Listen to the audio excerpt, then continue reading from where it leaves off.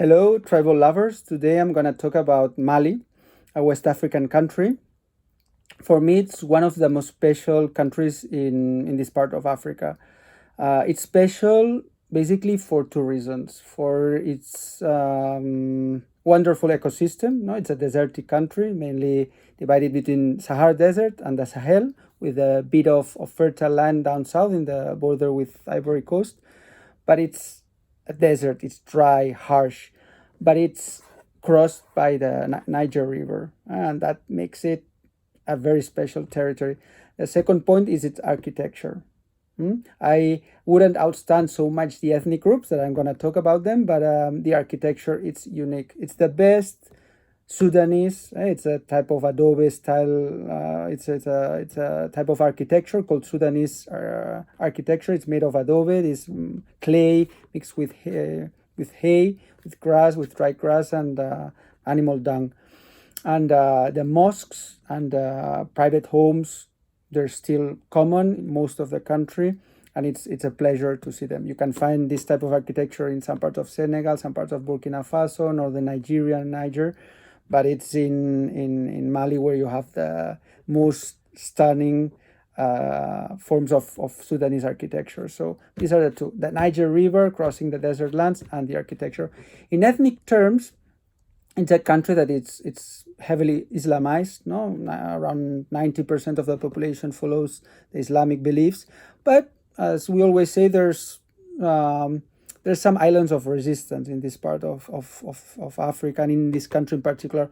The most outstanding ethnic group is without doubt the Dogon people. The Dogon live in an escarpment, no, in a cliff called the Bandiagara Cliff, not far from the border with Burkina Faso. They number around 60,000, 70,000. And, the place where they live is just unique.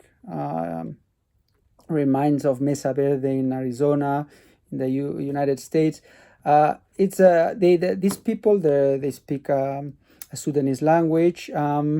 They decided to move there around from what I've read, around the 17th century, due to the expansion of Islam. They looked for freedom to keep on with their own animistic belief, their own masquerade, and their own freedom. And they moved to that place that it's hidden from all the world.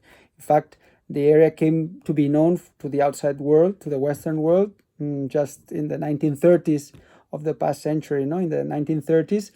And it was a guy who worked in the French administration called Marcel Griol that visited that place as an administrator, to check the area and to start collecting taxes from the local people, as all colonizers do.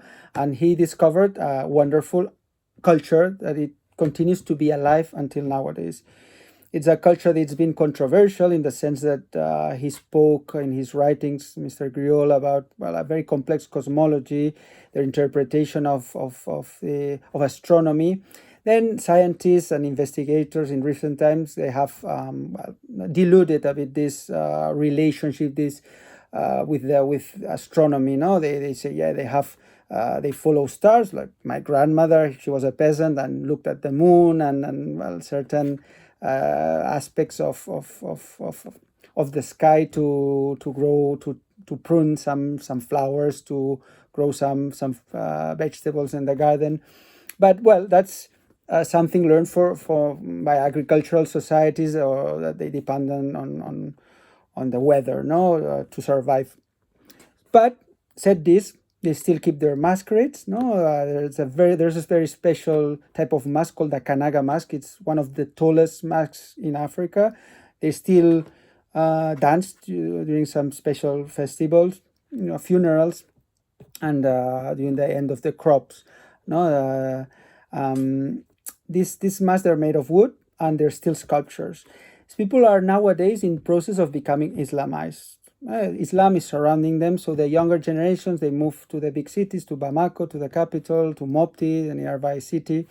And when they come back, they don't follow most of the animistic beliefs. But, said this, during their festivals, the Dogon identity is alive. In visual terms, the Dogon don't look much different to other ethnic groups in Mali, but the tradition of tattooing their lower lip and even surrounding the mouth, it's still practiced, but that's an influence from the neighboring Fulani peoples. The older generation, they have their ears fully pierced with metal rings, and sometimes their lower lip, and sometimes their nose.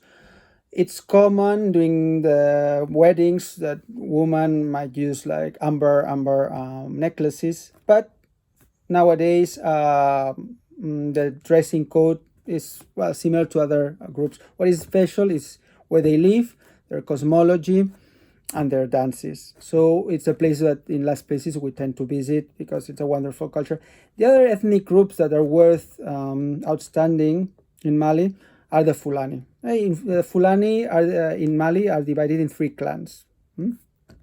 The more traditional ones are in the border with Mauritania. They still dress with the old cotton textiles, colored in dark blue, in black.